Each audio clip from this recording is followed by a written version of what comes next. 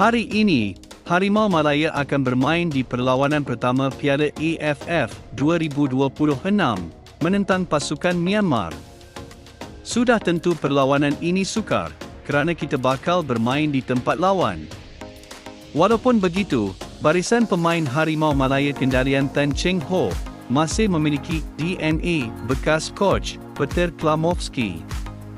Pemain Harimau Malaya masih ada DNA Peter Klamovski, di mana corak permainan under Peter Klamovski sangat padu. Gameplay coach Peter akan diterapkan oleh coach Tan untuk lawan Myanmar. Dengan persiapan yang singkat, selain berdepan isu pelepasan pemain, Tan Cheng Ho kekal tenang. Dia masih menaruh kepercayaan kepada tonggak-tonggak yang pernah bermain di bawah coach Peter Klamovski dahulu.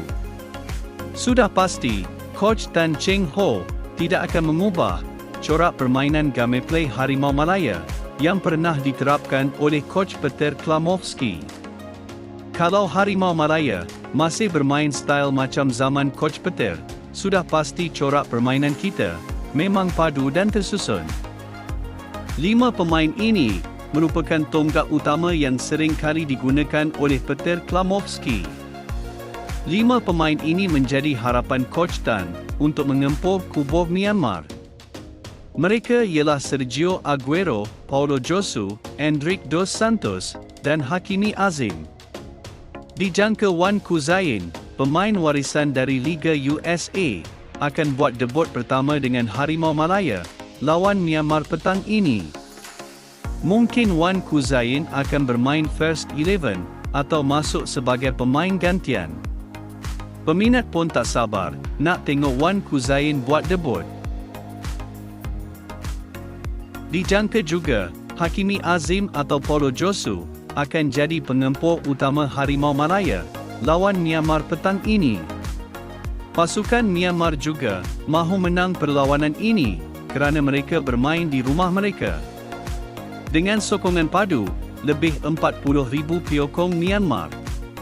Myanmar baru sahaja kalah besar, sampai 4-0 dengan Vietnam pada perlawanan friendly. Sudah pasti, mereka mahu menang perlawanan ini, kerana mahu kutip 3 mata pertama. Malah, ini bakal jadi tugas sukar buat Harimau Malaya, bermain di Myanmar.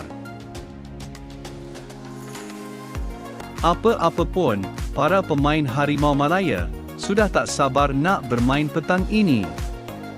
Bagi yang mahu menonton perlawanan ini secara siaran langsung, anda boleh tengok perlawanan ini di channel YouTube ASEAN United. Channel YouTube ASEAN United akan buat siaran langsung perlawanan ini. Perlawanan Harimau Malaya menentang pasukan Myanmar akan bermula pada pukul 6 petang ini. Kita berharap skuad Harimau Malaya akan bermain garang bagi kutip 3 mata pertama.